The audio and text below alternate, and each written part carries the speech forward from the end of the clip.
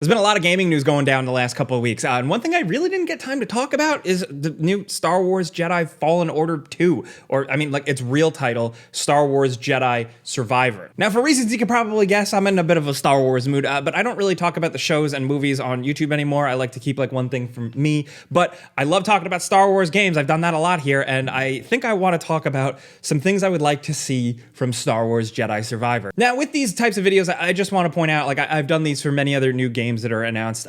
If the game comes out and it doesn't have any of these things I want, I don't think it's necessarily going to make it a bad game. I definitely have some weird, kind of crazy ideas here that I know are a little bit of a pipe dream, but it's fun to talk about. So let's start off. One of the first things I would like to actually see pursued in this game is Jaro Tapal. More Jaro Tapal, Cal's master from the Jedi Temple. I just thought it was like a really cool, fun character. Love that race. Love his presence. Obviously, I think for Cal's journey in that game, his kind of rediscovery of the Force, the flashbacks were pretty key. So you can argue that that little arc kind of ran its course, but I would like to see more flashbacks involving that character. I just thought he was kind of like a badass. Obviously, he had a very cool lightsaber. And really, while we're on the topic of that, I would like to see some of the Jedi Master Padawan stuff explored even more. Not even just with Cal and Jaro Tapal, but like Seer and her master, Eno Cordova. Like, we got a little bit of that. I would like to see that explored more. And really, Seer does have more they can dive into. I just don't want them to maybe introduce too many like crazy new Jedis and Masters and Padawans or anything like that, just because the trailer did tease a new red lightsaber toting Sith Lord type person. But for something like this, especially with how it fits into the timeline, I don't necessarily need a new villain of the week or a new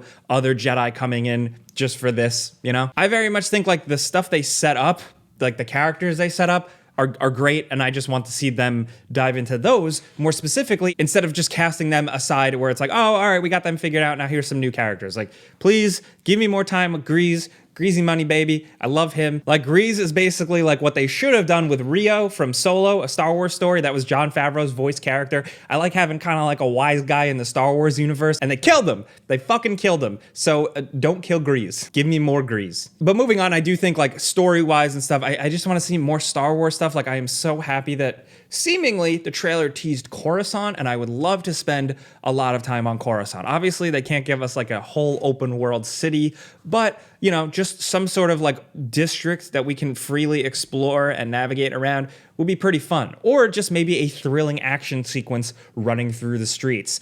Just give us something maybe like Star Wars 1313 teased. Because if there's anything like the first Star Wars Jedi game really showed us, is that they were good at those action set piece moments, you know, climbing up the walker, the train scene at the start. It's got those thrilling moments. I would just like to see more of them. And if they double down and they put one in Coruscant, that's good. One other thing I'd like to see really just revolves around how I like single player games. I would love to see a little bit more decision stuff or more branching stuff.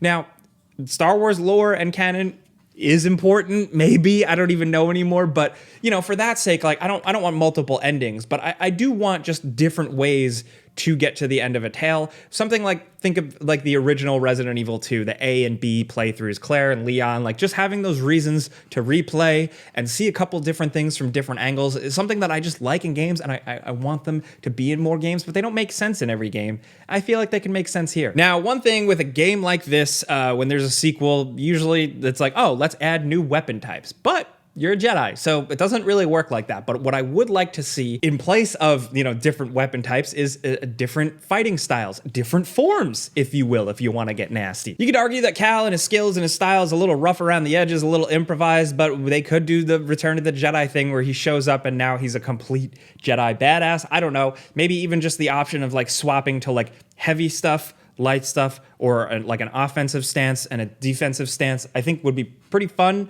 and really shake up the gameplay a little bit, which I did really, really enjoy in the first game. Like, I loved the first game. If they even just gave us more flexibility of using single, double-bladed, or just two lightsabers, I think if they expand that out and not necessarily lock one or two of them together, like, I think there's something there. Having that level of freedom, that level of customization would be pretty cool, even more like Ahsoka-style blades. There's a lot they could do, but, you know, it comes with a lot of like confusion or kind of like shaking things around. So yeah, there has been speculation I've seen, at least like talking with my friends and stuff, some like blaster also added in to combat, which actually could be kind of cool. Like at this point in the Star Wars universe, Cal can do whatever he wants, and we've seen Star Wars games where a Jedi also handles a blaster, and your imagination can run wild there, but it could be pretty cool. I think what the biggest thing is in this style of gameplay, for lack of a better phrase, and people are going to get mad, that soul-style combat, the whole idea around the loop grinding for souls, respawning, new enemies, stuff like that, low damage. They could either move away from that and just like give you a blaster, and it's like a third-person shooter if you want to sometimes whip that out, but they could also just do it something like it's an interrupt, like in Bloodborne, like how the pistol musket type thing was in Bloodborne as an interrupt. Think of squaring up against an enemy, and right as the enemy swings, you like a little like Han Solo blaster that like interrupts, stuns them, and then you give them the one-hit kill. It seems a little ridiculous because you'd think that just with a lightsaber would be enough, but it's a video game. I don't know. Make it fun. One thing I do want to see realized here is the fact that like the first game really proved itself. A lot of people were kind of, I don't know about this, Star Wars games, especially like Disney Star Wars games, we don't know. Track record not always that great, but Respawn did a Respawn.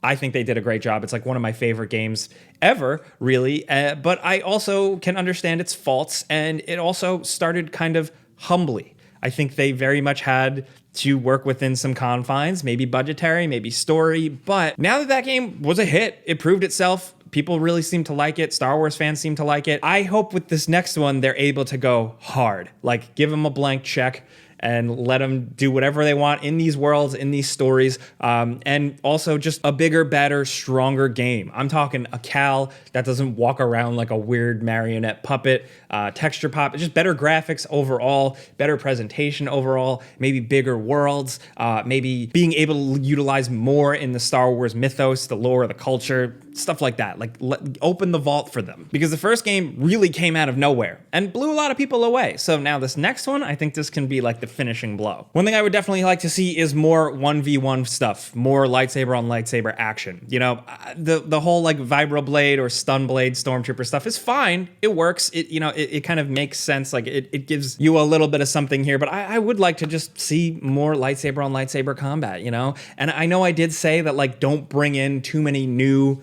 Sith Lords or random fallen Jedis or anything like that, but they could just have a couple more sequences of good 1v1 fights. I thought they did a really good job with them last time around, so yeah. Let's go crazy, let's go left field. The speculation around the who's in the tank. The big moment with this teaser trailer was like, who's in that bacta tank? Who's floating in that tank? There's speculation of like how it ties in with clone stuff, specifically the location of the tank. But the person floating in the tank, I've seen wild theories. My personal theory, I think it just looks like Cal. It looks like a long-haired Cal. What if there's like clones of Cal? Or this is like turbo evil dark Cal. I don't know. It's Star Wars. Anything can happen. That's what I think it is. But I've seen people throw around crazy shit like, what if it's Revan?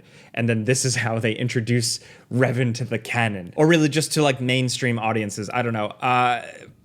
Sure, let's do it. That could be sick. Nothing matters anymore. The new canon, the expanded universe, the legends, what have you. But I think it would be pretty crazy, pretty bold of them to like have a Revan tie-in here and then also have a Knights of the Old Republic remake. I don't know. Crazier things have happened. We've gotten fucking 3 Spider-Men in a movie. So at this point, all the corporations have more money than God. They could do whatever they want. So I don't put anything past them. One thing, just watching recent Star Wars stuff that's really occurred to me is how important the music is. It doesn't need to just be, the Leia theme, the Imperial March. Like, you don't need exact repeats, but just music that really celebrates and echoes what John Williams created. I think that all that stuff is so key to Star Wars. Star Wars is half music for me. It's what really sells it. It's what really makes me like well up with tears when I watch the same thing I've watched 1,000 times before. And I've seen some Star Wars things, movies, games that like the music just doesn't really, but the original Star Wars Jedi Fallen Order had some incredible music. It was its own composed thing. They did their own thing. They're not John Williams, but the music had echoes and celebrations of a lot of the original music. I thought it was really well done, and I think like at this point we have so much Star Wars stuff that you can see good examples of doing your own thing and making Star Wars music in the Star Wars world, and the not so great side of that. So really with Survivor, I just hope that continues. I hope the same composer, the same thought process, process, that same reverence just continues. Because for me, a lot of Star Wars, like what makes or breaks it is the music. Now, one other thing I wanted to highlight, I'm gonna go on a left field here.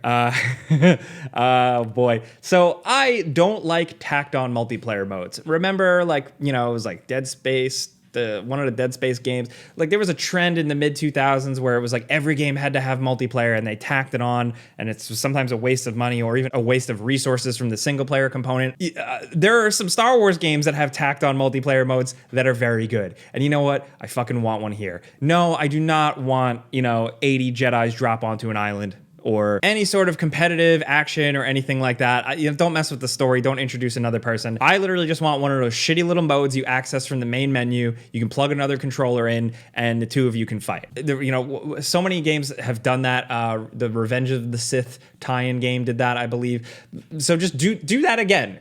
Don't do a crazy thing, but just literally you access it. It dumps you in a level, 2 people, that's it. I am saying it like it's easy. I know it's not. I don't make games, but that is the one type of just like tacked on multiplayer mode I would really love to see. Think about it. Like the combat is so good, and if they just slapped a couple of other models in there and you could just choose who you play as and swing glowing bats at each other, I'd be into that. Come on, if you've been playing Star Wars games for a long time, you can't tell me that you wouldn't love to see that. That's where I'm at. I just wanted to talk about Star Wars, talk about Star Wars video games. That's stuff I'd like to see. And again, I want to reiterate, it could have none of this and it could still be awesome. This is just stuff that, as a fan, as someone who's replayed that game a million times already, that's what I'd like to see. So I want to hear from you guys in the comments how you're feeling. What's your temperature level? What do you think? Obviously, I want to hear your speculation. Who's in the tank? But what type of stuff would you like to see from a gameplay perspective and from a story perspective? Do you just want more Darth Vader? Do you want new Jedis? Do you want a new Sith Lord? Do you want Cal running through the streets of Coruscant like I do?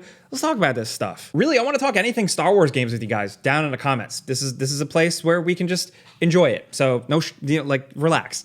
But if you like what I'm doing here, man, I'm just yapping about stuff I love. Clicking the like button's all you got to do to help me. I very much appreciate that. But that's it. I'm Jake Baldino. See you guys next time. Pizza's on me. Subscribe because video games.